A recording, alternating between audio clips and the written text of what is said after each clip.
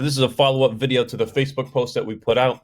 If you're not following us on the private Facebook group, do so. You're going to get added content like this, whereas a regular Facebook page just has the content written down with some screenshots. So we're going to run through this really quick. Again, this is not meant to be an in-depth conversation about technical SEO or schema markup. This is something you can do yourself, or whoever's managing your website. Make sure that they did it. Takes no more than 10 minutes. If you do this once or twice, you can do it in just a few minutes. Very simple. So let's dive right into this schema markup.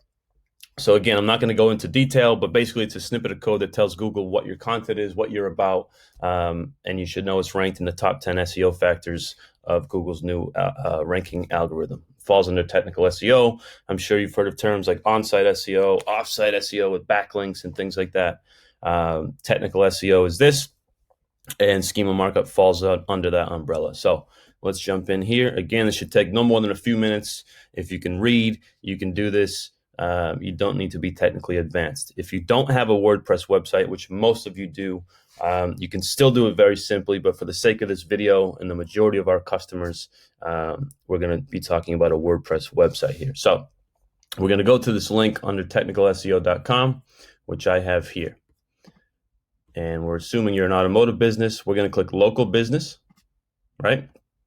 If you have different websites that you want to speak about, we can go over on the phone, or you can email us, private messages, different things. But again, for the sake of your auto repair and body shop businesses, this is what we're going to choose to optimize your ranking. So it's local business. And then under type, of course, we're going to click automotive. And then whether you're a body shop or a repair shop, it's up to you. Let's just say we're a repair shop, and I have a mock-up. It's a car wash, but we'll use it for this example today. So name, we'll say your shop's name. Now you want to get this right and make sure everything your Google My Business listing has, which I'll show you here. Let's just say auto repair Atlanta. Let's say this is one of you.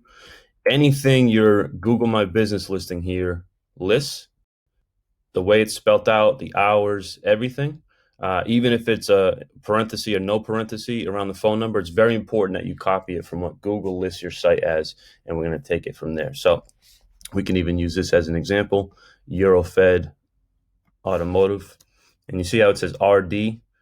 If you would have put road in there, it would hurt you a little bit. So you want to make sure everything is perfect here. So Eurofed Automotive Atlanta is the name.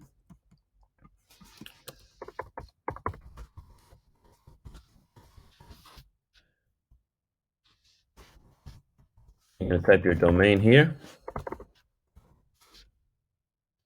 your phone number here. Again, this is very, very intuitive. Price range, you don't have to cheat on this. You can leave this blank. I usually do 2. You don't want to make it too expensive. You don't want to be too cheap, but it's not a driving factor here. On the image URL, you can come on your website and right click and come down here and do copy image address. And we'll paste that here. Street, Main Street. Again, copy that specifically from your Google My Business listing for your shop. Let's just say Atlanta.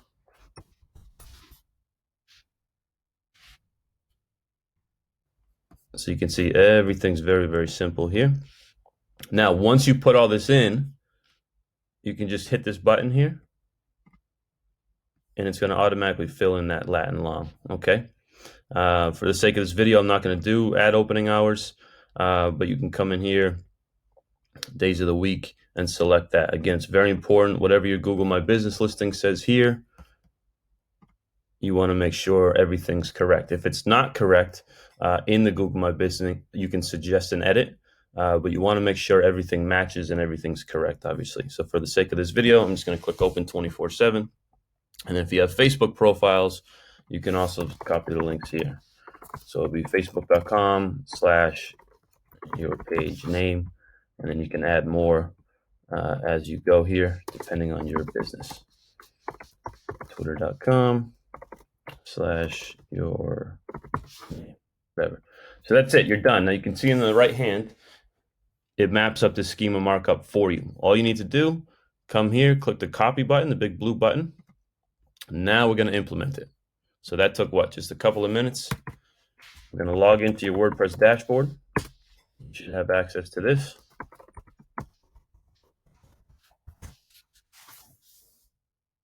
Now, some themes will have the ability to insert code into your header, and some themes won't.